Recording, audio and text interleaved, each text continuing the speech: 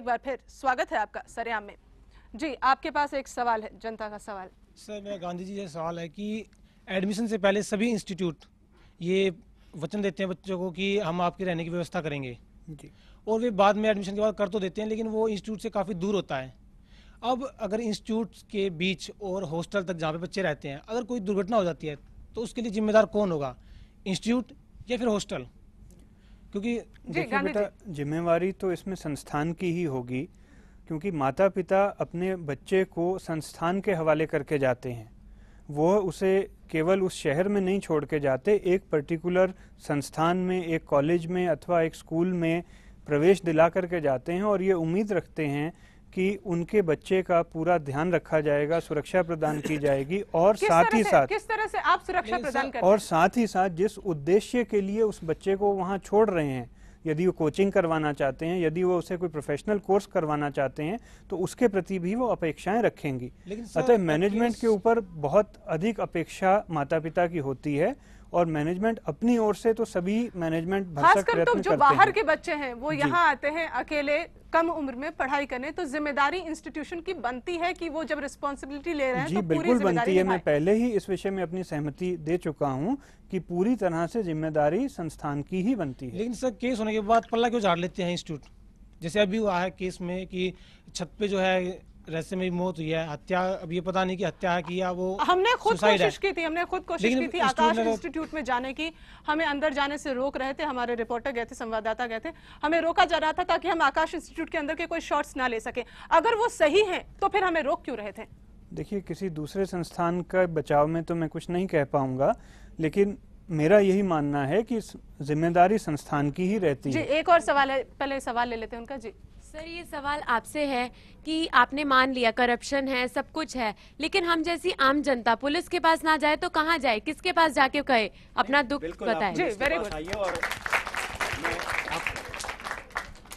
मैं पूरे डिपार्टमेंट को तो नहीं जस्टिफाई करता हूं, पर पुलिस में भी बहुत अच्छे कर्मी हैं। एक बार मैंने कहीं कहा था और मैं आज भी उसको कह रहा हूं, उत्तर प्रदेश। प्रकाश जी, मैं पुलिस के नजरिए से, प्रकाश जी जी जी जी एक सेकंड, आपकी आवाज नहीं आ रही। प्रकाश जी, मैं पुलिस के नजरिए से ये जानना चाहूंगी, ये दो जो केस स्टडीज हमारे साथ हैं, अब वो कहाँ जाएं, किसका दरवाजा खटखटाएं? देखिए, पुलिस के सीनियर ऑफिसर्स काफी जिम्मेदार होते हैं और सीनियर लेवल पे अच्छे अफसर आज भी बहुत संख्या में हैं। अगर उनके पास आप जाइए तो कोई कारण नहीं कि वो आपकी बात न सुने। सीनियर अफसर तक नहीं गए थे? जस्ट अ सेकंड, को बताइए कि सीबीआई से जो कि एक हमको trust and not me only, everybody is trusting to the CBI only can really find out कि really what is what. Otherwise when I am hoping that maybe कोई अथॉरिटी हो जो मेरे केस को सीबीआई को करा सकता है। अब इधर हमको कोर्ट में जाना पड़ेगा, तो 3 बार पोस्टमार्टम के लिए ये चाहते हैं कि इनके केस को सीबीआई तक ले जाया जाए। और हम जानते हैं मेरे बेटे को लौटा के कोई दुनिया कोई ताकत लौटा के नहीं ला सकते, बट केवल ये कि कैसे हुआ स्टोरी जानने के लिए, हाउ इट हैपेंड।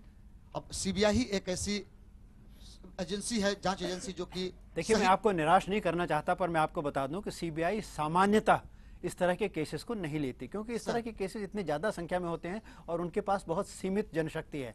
इसका एक बाप अपने बेटे को खो देता है, बुढ़ापे का सहारा खो देता है, और आप कहते हैं कि सीबीआई इस तरह के केसेस को नहीं लेती। ठीक है, सीबीआई के पास सामर्थ्य नहीं है, साधन नहीं है। उनके लिए इनका दुख कुछ नहीं होगा, लेकिन इनके लिए इनका दुख कितना बड़ा है वो हम समझ सकते हैं। सर, मैं आपसे डीजीपी होके भी मींस अपना जिम्मेवारी नहीं निभा पा रहे। आपने जिसने Z+ सिक्योरिटी ले रखी है, आपने उसका नाम नहीं लिया, तो आप ही खुद जिम्मेवारी नहीं निभा रहे, तो आम जनता उसका क्या निभाएगी? देखिए, जिम्मेवारी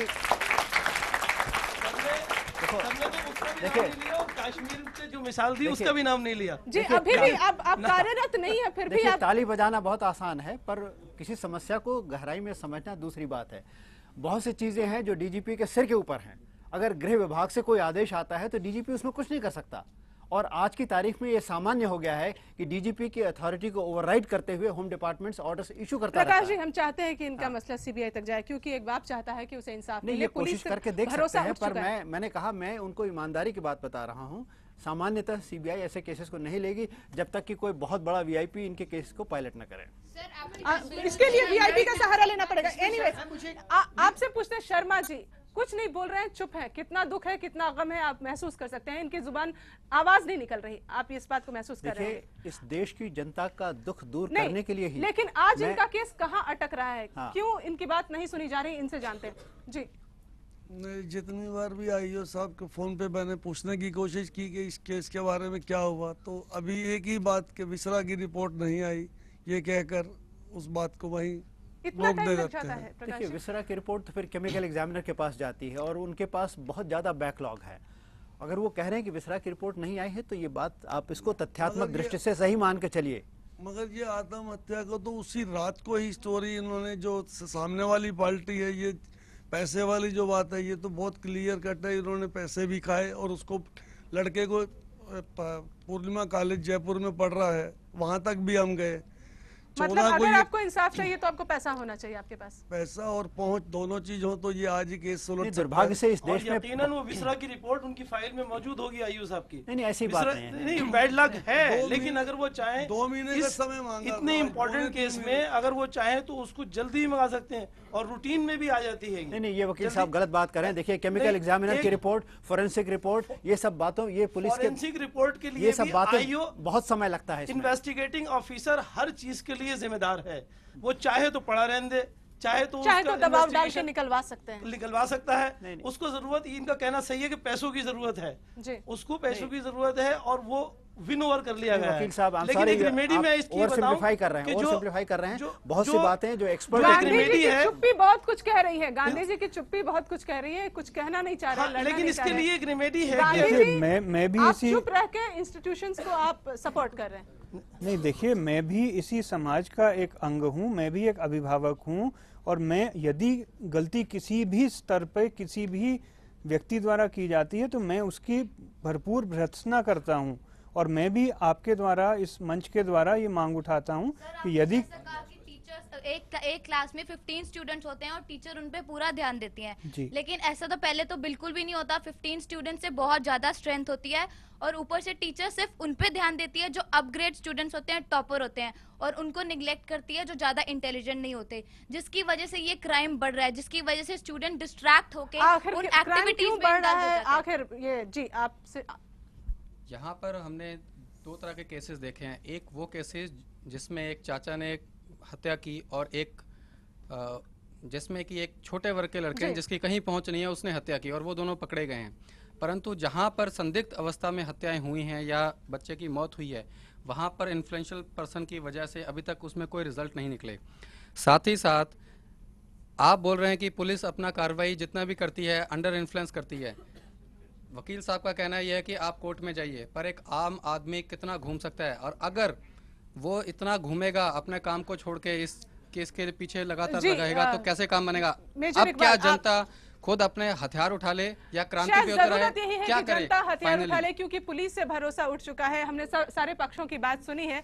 बीडी सिंह जी चाहते हैं कि अपने केस को सीबीआई तक ले जाएं क्योंकि पुलिस पे भरोसा नहीं रहा। आज हमने सुना कि क्या कहना था सभी पक्षों का, पर इस चर्चा से जो एक बात सामने आई है उससे साफ है कि अगर हम चाहते हैं कि ऐसी वारदातों पर लगाम कसी जाए तो जरूरत है जनता के जागरूक होने की और ऐसे हादसों के प्रति सचेत रहने की और आवाज उठाने की, ताकि भविष्य में कोई मासूम ऐसी वारदात का शिकार ना हो सके।